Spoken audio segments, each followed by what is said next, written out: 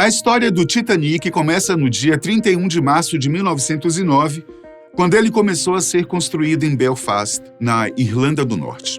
O Titanic fazia parte da classe Olympic, uma série de navios que foram fabricados para serem as maiores e mais luxuosas embarcações do mundo. Além do Titanic, também foram construídos outros 2 navios, o Britannic, lançado em 1914, e o Olympic, inaugurado em 1911. Bom, a construção desse gigante foi encomenda de uma empresa chamada White Star e teve sua principal parte estrutural finalizada em 1911. O navio tocou as águas pela primeira vez em 31 de maio deste mesmo ano, mesmo dia do seu lançamento. Depois ele se dirigiu para o cais de outra empresa para finalmente finalizar o acabamento e fazer a instalação de 4 chaminés. Um fato curioso é que uma dessas chaminés era falsa e foi colocada apenas para dar um pouco mais de imponência ao navio. O Titanic ficou pronto em abril de 1912, com 269 metros de comprimento, mais de 53 metros de altura e pesava incríveis 46 mil toneladas. Toda essa estrutura era capaz de abrigar 3.547 passageiros. Pronto para fazer a primeira viagem, o Titanic chegou aqui no porto de Southampton no dia 3 de abril de 1912. Foi preciso uma semana para selecionar a tripulação e carregar o navio com suprimentos. No dia 10 de abril, por volta das 9h30 da manhã, o Titanic partiu para a cidade de Cherbourg.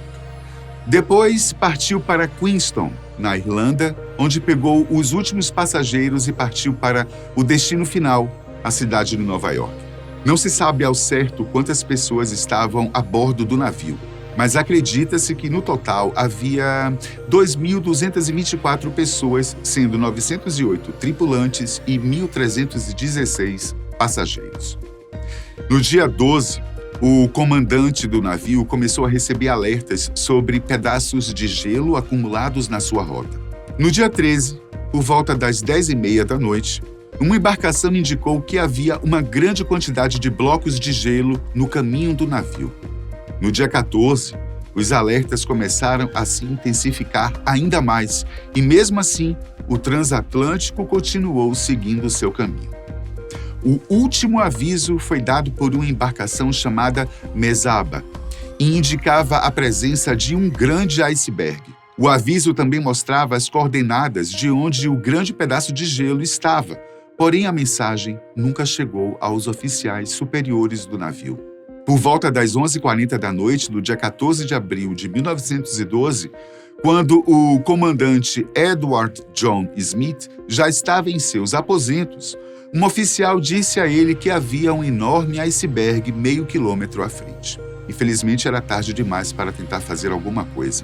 Poucos segundos depois do comandante ser avisado, o Titanic se chocou contra o pedaço de gelo. Alguns especialistas foram enviados para vistoriar a colisão e ver o que poderia ser feito. Mas a resposta foi o que todo mundo temia. O Titanic, que muita gente dizia que nem Deus poderia afundá-lo, flutuaria por, no máximo, 2 horas. E é exatamente aqui que eu queria chegar. Como foi o naufrágio do Titanic? O que os sobreviventes viram e o que eles escutaram? Foi possível escutar o Titanic batendo no fundo do mar? São muitas perguntas, gente. Muitas a serem respondidas. Então, vamos com calma. 2.200 passageiros e tripulantes estavam a bordo do Titanic na noite do acidente. Apenas 700 almas sobreviveram para contar a trágica história. À medida que a notícia do naufrágio se espalhava pelo mundo, famílias de ambos os lados do Atlântico aguardavam ansiosamente notícias sobre o destino de seus entes queridos. 2 dos sobreviventes foram Julian Padró Manent e sua esposa, Florentina Duran.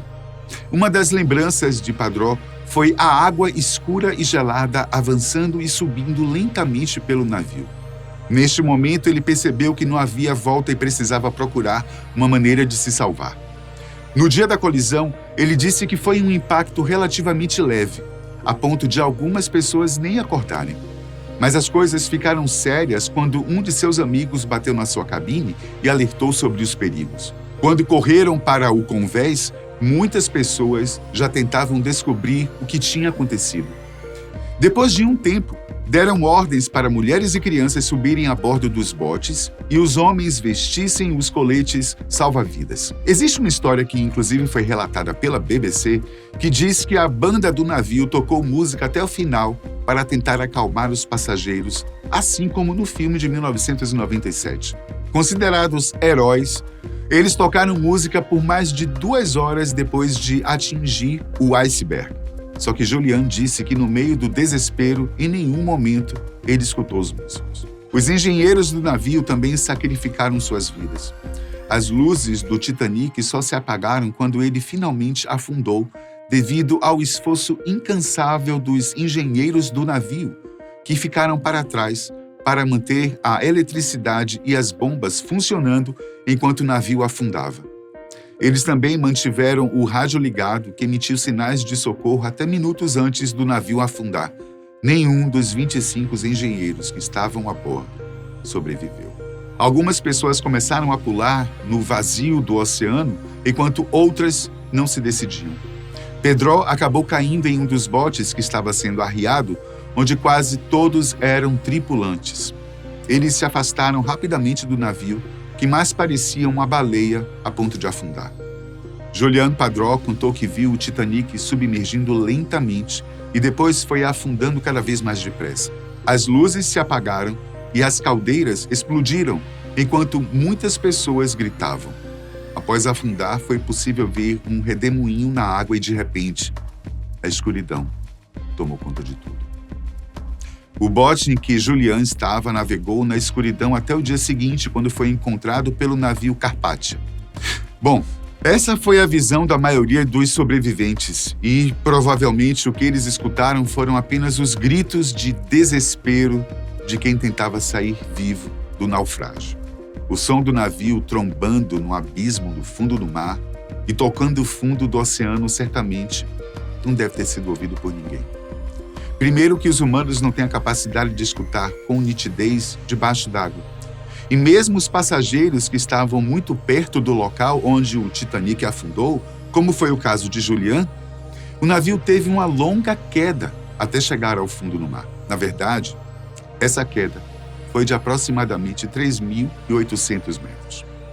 Você pode até não saber, mas nas profundezas dos oceanos, acontecem muitos deslizamentos e terremotos, e nós não damos notícia desses acontecimentos porque simplesmente não é possível escutá-los, mesmo que façam um barulho muito mais alto do que um navio se chocando com o fundo do oceano. Além disso, é provável que a água tenha afetado a direção da maioria das vibrações acústicas potenciais. Mesmo assim, alguns sobreviventes relataram ter escutado ruídos aterrorizantes enquanto o Titanic estava se partindo em 2. Provavelmente poderia ser as ferragens se contorcendo. Mas depois que o navio afundou, finalmente, a única coisa que podiam escutar era os gritos dos sobreviventes e os pedidos de socorro das pessoas que estavam nadando e lutando para não morrer. Agora, uma pergunta que muita gente tenta responder é se era possível evitar o acidente. Os vigias do navio não tiveram acesso a binóculos durante a viagem, portanto, não puderam ver muito longe.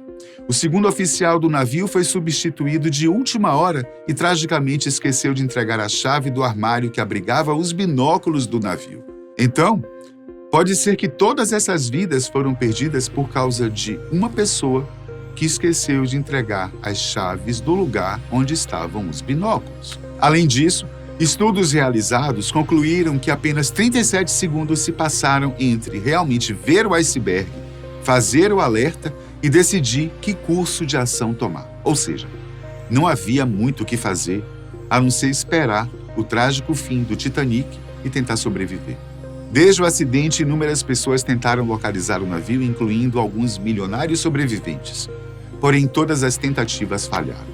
Até que no verão de 85, cientistas norte-americanos e franceses usaram uma tecnologia chamada sonar, que localiza coisas através do som.